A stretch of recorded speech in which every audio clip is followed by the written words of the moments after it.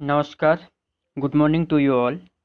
आज कुछ परीक्षा उपयोगी जो कुछ महत्वपूर्ण योजनाएं हैं भारत सरकार द्वारा जारी की गई या भारत सरकार द्वारा जो लागू की गई हैं उन पर ज़रा बात करते हैं, क्योंकि प्रमुख योजनाओं से संबंधित प्रश्न हमारे एग्जाम में पूछे जाते हैं। ज़रूरी नहीं कि जो अभी अभी योजना हो वहीं से पूछा जाए, पुरानी योजनाएं हमसे नहीं पूछा जाए। तो जो भी योजनाएं लोक कल्याणकारी हैं, हितकारी हैं, उन सभी योजनाओं को पूछा जा सकता है। तो हमें सारी योजनाओं के बारे में थोड़ा पता होना चाहिए। चलिए आज बात करते हैं कुछ महत्वपूर्ण योजनाएं और उनके क्या लक्ष्य थे, कब से वो शुरू की गई, जो कि आगामी एग्जाम जो आयोजित होंगे आपकी उसमें वो पूछे जा सकते हैं और आप एक मजबूत कैंडिडेट के रूप में वहाँ पर उभरें। चलिए देखते हैं। पहली योजना है हृदय योजना। तो इसको जान लेते हैं, हृदय योजना क्या है। हृदय का मतलब आप जानते हैं, व्यक्ति का हृदय। ये शुरू हुआ 21 जनवरी 2015 से। सबसे बड़ी बात है ये कब से शुरू हुआ, इसको जान लेना है। 21 जनवरी 2015 से इसकी शुरुआत की गई है। और इसका जो प्रमुख लक्ष्य क्या है वो सबसे पहले जानना जरूरी होता है हम सभी को। तो प्रमुख लक्ष्य है देश की समृद्ध सांस्कृतिक विरासत वाले शहरों का संरक्षण एवं संवर्धन। यानी जो हमारे प्रमुख ऐसे राज्य हैं या ऐसी जगहें हैं जो हमारा सांस्कृतिक महत्व रखती हैं हमारे देश के लिए, और उनका संरक्षण किया जाए, संवर्धन किया जाए। और इसमें कुछ कुल 12 शहरों को चयनित किया गया है। सारी चीज़ें याद रखना। हृदय योजना कब लागू हुई, पहली बात। प्रमुख लक्ष्य क्या था, दूसरी बात। कुल चयनित शहर, कितने शहरों को इसमें चयनित किया, तीसरी बात। और वो शहर शहर कौन कौन से हैं, जैसे वाराणसी है, अमृतसर है, वारंगल है, अजमेर है, मथुरा है, गया है, कांचीपुरम, अमरावती, वेलांगिनी, बादामी, द्वारका और पुणे। इन 12 शहरों को हृदय योजना के अंतर्गत रखा गया है और इनको सांस्कृतिक विरासत वाले शहरों की सूची में रख करके इनका संवर्धन किया जाएगा। इस बात को याद रखना। तो दो तीन महत्वपूर्ण फैक्ट इसमें आपके लिए क्या क्या हैं वो चीज़ देखिए। पहला है कि कब शुरू हुआ, वो बात याद रखना है। दूसरा, प्रमुख लक्ष्य क्या था, ये भी पूछा जा सकता है। अब इसके से संबंधित जब प्रश्न हम आपको देंगे तो उसमें आपको इसके ऑप्शन जब आप देखेंगे तब आपको पता चलेगा। और कुल शहर कितने हैं इसमें चयनित किए गए 12। सबसे महत्वपूर्ण प्रश्न यही बनता है, तो आप इस चीज़ को जाने रखिएगा, हृदय योजना क्या है। दूसरा पढ़ते हैं, प्रधानमंत्री फसल बीमा योजना, ये क्या है। तो पहली चीज़, शुरुआत कब हुई, 13 जनवरी 2016 को। इस बात को याद रखना, 13 जनवरी 2016 को इसकी शुरुआत हो रही है। और इसका भी लक्ष्य क्या है, प्राकृतिक आपदाओं, कीटों कीटों, यहाँ पर कीटों है, जरा ध्यान दीजिएगा। यहाँ पर कीटों है, क्या है, कीटों, जो कीट हमारे फसलों में लग जाते हैं, कीटों एवं बीमारियों से फसलों में हुई क्षति में किसानों को वित्तीय सहयोग प्रदान करना इसका प्रमुख लक्ष्य है। और इसमें जो प्रधानमंत्री फसल बीमा योजना है उसमें भी क्या है, प्रीमियम दिया जाता है। खरीफ के लिए 2%, रबी के लिए 1.5%, और जो बागवानी वाणिज्य है हमारी जायद वाली उसके लिए 5%। तो ये वाला वेरी वेरी मोस्ट इम्पोर्टेंट होगा आपके एग्जाम के लिए। ये पूछा जा सकता है कि प्रधानमंत्री फसल बीमा योजना में रबी के लिए प्रीमियम राशि निम्न में से है, या खरीफ के लिए प्रीमियम राशि निम्न में से है, या वाणिज्य के लिए प्रीमियम राशि निम्न में से है। ये चीज़ प्रमुख लक्ष्य और कब शुरू हुआ, ये तीनों चीज़ें आपको बहुत अच्छे तरीके से याद रखनी होंगी, इसको याद रखिएगा। देखिए अगली योजना क्या है उस पर बात करते हैं। मेक इन इंडिया 25 सितंबर 2014 से शुरू हो रहा है। ये डेट बहुत महत्वपूर्ण है, इसको याद रखिएगा। और 25 सितंबर 2000 कब, 14 से। प्रमुख लक्ष्य है क्या, विनिर्माण क्षेत्र में संवर्धन। अच्छा, विनिर्माण क्षेत्र मतलब मैन्युफैक्चरिंग एरिया जो है हमारे यहाँ, जो मैन्युफैक्चर, विभिन्न प्रकार का मैन्युफैक्चरिंग होता है, किसी भी प्रकार का मैन्युफैक्चर होता है, चाहे वो विद्युत उपकरण हो, चाहे वो रेलवे उपकरण हो, चाहे इलेक्ट्रॉनिक उपकरण हो, जो इलेक्ट्रॉनिक नहीं हो, सारे प्रकार का जो विनिर्माण क्षेत्र है उसमें संवर्धन करना। मेक इन इंडिया का मतलब ही है इंडिया में आके बनाओ। जो विदेशी कंपनियां थी वो भी यहाँ पर आ सकती थी, और यहाँ आकर यहाँ उन चीज़ों का निर्माण किया जाएगा। यानी जिन चीज़ों का निर्माण भारत में नहीं होता या होता है उनका निर्माण भारत में आकर के करना, ये मेक इन इंडिया का मेन उद्देश्य था।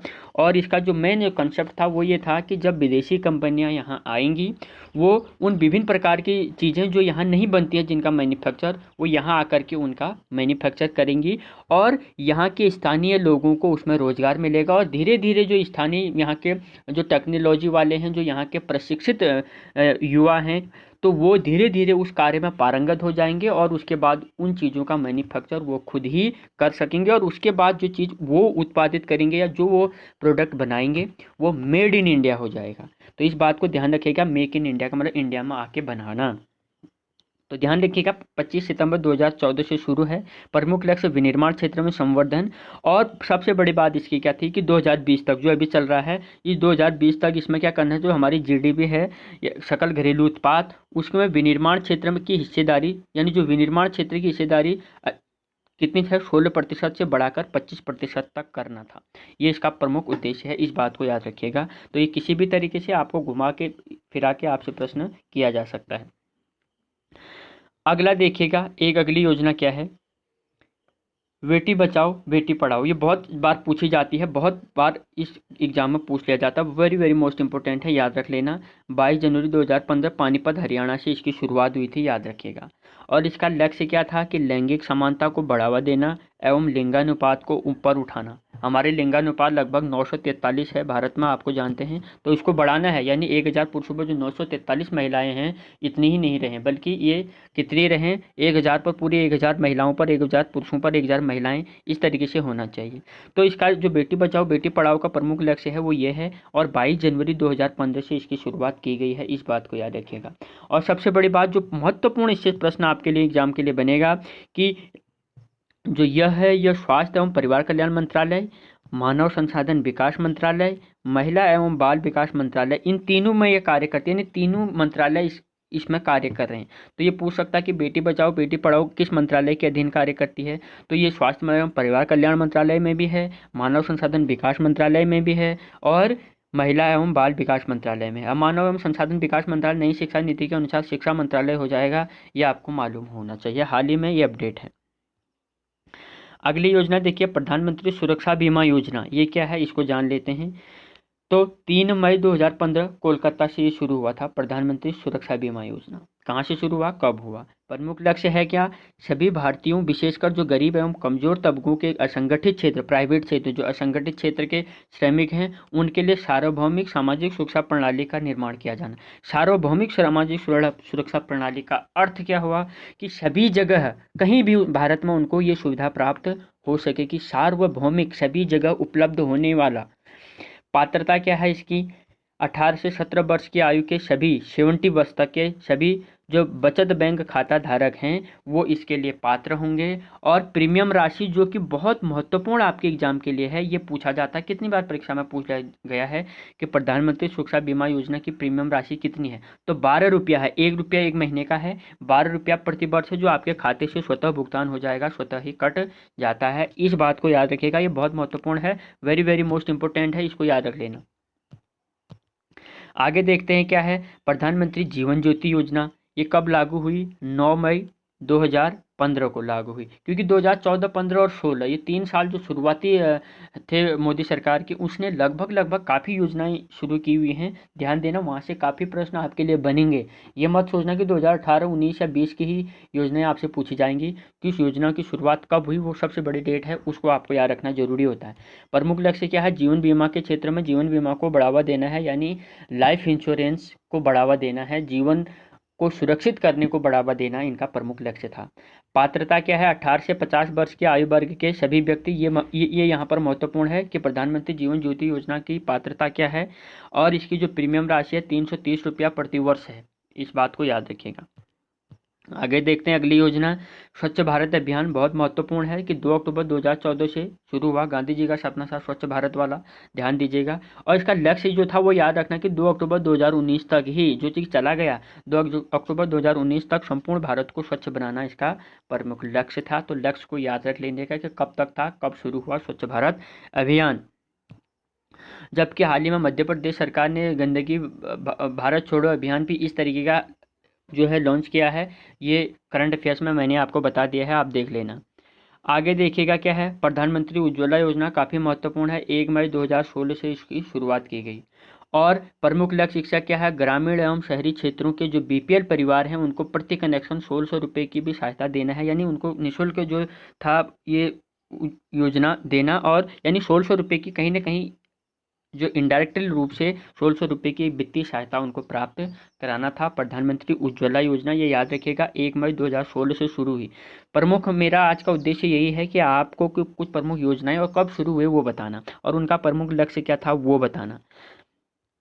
आगे देखिए क्या है, स्टार्ट अप इंडिया। अच्छा ध्यान दीजिएगा, एक होता है स्टैंड अप इंडिया, एक होता है start up India. Stand up India का मतलब क्या होता है, कोई ऐसा उद्योग, कोई ऐसी उद्योग जो आपने पहले तो शुरू किया था लेकिन कुछ कारणों से वो क्या हो गया, नहीं चल पाया, परंतु अब उसको क्या कर सकते हो आप, खड़ा और कर सकते हो। ये यानी उसी को और खड़ा, स्टैंड माने खड़ा, उसी को और खड़ा किया जा सकता है। जो स्टैंड अप योजना थी वो 15 अगस्त 2015 से शुरू हुई, वो भी बता देते हैं। स्टैंड अप, ध्यान से सुनिएगा, लिखा नहीं है, स्टैंड अप यानी स्टैंड, ये स्टैंड अप। स्टैंड अप कब शुरू हुई स्टैंड अप योजना, ये हुई आपकी 15 अगस्त 2015 से शुरू हुई। ये भी याद रख लेना ये कब हुई थी। और यहाँ पर लिखा हुआ है स्टार्ट अप इंडिया। स्टार्ट मतलब कोई नया उद्योग, नई चीज़ हमें शुरू करनी है, वो है स्टार्टअप। इसकी शुरुआत हुई जनवरी 2016 से शुरू हुई। तो प्रमुख लक्ष्य इसका क्या था, नवोन्मेष, जो कि नया नया नवाचार, इनोवेशन को बढ़ावा और कारोबार को बढ़ावा देकर कारोबार शुरू करने के लिए अनुकूल वातावरण का, यानी हम हमारे बिजनेस के अनुकूल जो वातावरण हो, यानी हम ऐसी चीज़ों का मैन्युफैक्चर करें जो वास्तव में जिनकी सेल भी हो और उनका जो रॉ मटेरियल है वो स्थानीय स्तर पर भी उपलब्ध हो, ये है, इसके माध्यम से करना था। और जो सबसे बड़ी बात था कि लाइसेंस राज को ख़त्म करना है। इसका प्रमुख लक्ष्य क्या था कि लाइसेंस राज को ख़त्म किया जाए, स्टार्टअप का सबसे बड़ा है, इस बात को ध्यान दीजिएगा। यानी अनुकूल वातावरण का सृजन करना और लाइसेंसी राज को खत्म करना स्टार्टअप इंडिया का प्रमुख उद्देश्य था, प्रमुख लक्ष्य था। और सबसे बड़ी बात क्या थी कि ये जनवरी 2016 से शुरू हुई, ये बात याद रखना। स्टार्टअप और स्टैंड अप में कंफ्यूज, पहले स्टैंड हुआ, खड़ा हुआ, पहले कोई चीज़ खड़ा हुई तब जाके स्टार्ट होगी। बाइक है, पहले खड़ी करेंगे तब हम उसको स्टार्ट करेंगे, तो इसको भी पहले स्टैंड हुआ, स्टैंड अप हो जा रहा है 2015 में, फिर वो स्टार्ट हो रही है 2016 में। इस बात को याद रखना, स्टैंड अप पहले आएगा, स्टार्टअप उसके बाद आएगा, दोनों चीज़ें याद रख लीजिएगा। अब देखते हैं प्रधानमंत्री आवास योजना शहरी एवं ग्रामीण। दो तरीके की प्रधानमंत्री आवास योजनाएं थी, दोनों तरीके की आपको याद रखनी होंगी। तो प्रधानमंत्री आवास योजना जो शहरी थी वो हुई 25 जून 2015 से शुरू, और इसका लक्ष्य था कि 2022 तक जो शहरी गरीब हैं उनको आवास उपलब्ध कराना। और प्रधानमंत्री आवास योजना जो ग्रामीण है उसका, वो कब शुरू हुई, 23 मार्च 2016 को। पहले शहर में शुरू किया, फिर गाँव में की तरफ इसको बढ़े, और इसका भी लक्ष्य क्या था, 2022 तक सभी जो ग्रामीण गरीब हैं, यहाँ पर ग्रामीण कर लीजिएगा, ग्रामीण गरीबों को क्या करना, आवास उपलब्ध कराना। तो दोनों याद रखिएगा कि प्रधानमंत्री आवास योजना शहरी और ग्रामीण दोनों में कंफ्यूज बिल्कुल नहीं होना, पहले शहरी फिर ग्रामीण। शहर से शुरू हुई आवास योजना तो पहले शहर से ही आई गाँव की ओर, इस तरीके से आपको याद रखना होगा।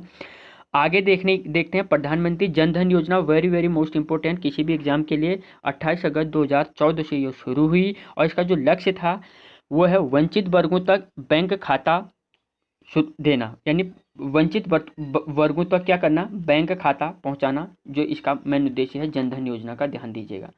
और ये हरियाणा कहाँ से आ गया, इसको ध्यान दीजिएगा। और बीमा पेंशन की पहुंच करना सुनिश्चित करना और वित्तीय समावेशन करना, याद रखिएगा। तो प्रमुख लक्ष्य क्या है, वंचित वर्गों तक बैंक खाता पहुंचाना और ऋण उपलब्ध कराना। क्या है, ऋण उपलब्ध कराना, हरियाणा की जगह ऋण हो गया, ये ध्यान दीजिएगा, गड़बड़ी हो गई है लिखने में, कोई बात नहीं, होता है, हरियाणा नहीं है, वह ऋण है, ठीक है। यानी वंचित वर्गों तक बैंक खाता पहुंचाना, या हर एक का बैंक खाता होना चाहिए, ऋण उपलब्ध कराना और बीमा उपलब्ध कराना, उनको पेंशन तक उनकी पहुंच सुनिश्चित करना, और वित्तीय समावेशन यानी वित्तीय उपलब्धता या वित्तीय समावेशन भी उनका किया जाना चाहिए। और इसमें आपको पता था फ्री में खाते खोले जा रहे थे, ये आपको हर एक का एक खाता था। जनधन योजना हाल ही में जो जिन महिलाओं का जनधन खाता योजना था उसमें 500 रुपये पर मंथ के हिसाब से भी उनके खातों में आ रहे थे, वो आपको मालूम होगा। और सबसे महत्वपूर्ण प्रश्न इसका जो बनता है कि इसका आदर्श वाक्य क्या है, ये कितनी बार प्रश्नों में पूछ लेगा। तो मेरा खाता बाके विधाता, इसका क्या है, आदर्श वाक्य है प्रधानमंत्री जन धन योजना जो खाता है, इसकी जो पासबुक है, जिसके पास इसकी पासबुक होगी उसके पासबुक में देखना आपको ये चीज़ मिलेगा कि मेरा खाता भाग्य विधाता। ये चीज़ याद रखना, ये इसका आदर्श वाक्य है। ये पूछा जाता है कि प्रधानमंत्री जन धन योजना का आदर्श वाक्य क्या था खाते का, तो वह है मेरा खाता भाग्य विधाता। ये चीज़ याद रखना। और शुरू कब हुई? 28 अगस्त 2014 से शुरू हो रही है। आगे देखते हैं एक और योजना, प्रधानमंत्री मुद्रा योजना। ये 8 अप्रैल 2015 को, ये भी कितनी बार पूछ लिया गया है, 8 अप्रैल 2015 को शुरू हुई मुद्रा योजना। सभी प्रकार के जो सूक्ष्म संस्थाएं, सूक्ष्म लघु मध्यम उद्यम वाली जो बात आती है, जो सूक्ष्म संस्थाएं हैं जो छोटे लेवल पर अपना उद्योग शुरू करना चाहते हैं, उनको मुद्रा लोन दिया जाता है, मुद्रा योजना है। कहीं कहीं पर मुद्रा बैंक योजना भी इसको कह दिया जाता है। एक ही बात है, मुद्रा बैंक योजना कहेंगे, मुद्रा आना चाहिए, तो मुद्रा बैंक योजना भी, यानी micro unit development and Reliance agency, इस बात को याद रखना। तो इसका प्रमुख लक्ष्य जो है वो है क्या? सभी प्रकार की जो सूक्ष्म संस्थाएं थी उनको ऋण उपलब्ध कराना मुद्रा योजना का प्रमुख उद्देश्य है। और है अटल पेंशन योजना। अटल पेंशन योजना हुई 1 जून 2015 से शुरू हुई और इसका लक्ष्य है निजी क्षेत्र में जो कार्यरत गरीब और असंगठित कामगार हैं उनको सामाजिक सुरक्षा प्रदान करना। यानी 18 से 40 वर्ष की आयु के सभी बैंक खाता धारक इसके क्या होंगे? पात्र होंगे। वो कुछ न कुछ राशि क्या करेंगे? अपनी आय का जमा करते हैं और 60 वर्ष जब कंप्लीट हो जाएंगे तो उनको क्या मिलेगा? पेंशन के रूप में प्राप्त होगा 2000, 3000, 5000 के रूप में। जितना आपने जमा किया होगा, 100, 200, 500, 300, जिस आधार पर आपने जमा किया होगा वो आपको 60 वर्ष कंप्लीट होने के बाद, जब आप रिटायर्ड हो जाते हैं, किसी काम को करने में असक्षम रहते हैं, उसके बाद आपको पर मंथ निश्चित रूप में एक पेंशन के रूप में आपको उपलब्ध कराई जाएगी। यह है अटल पेंशन योजना।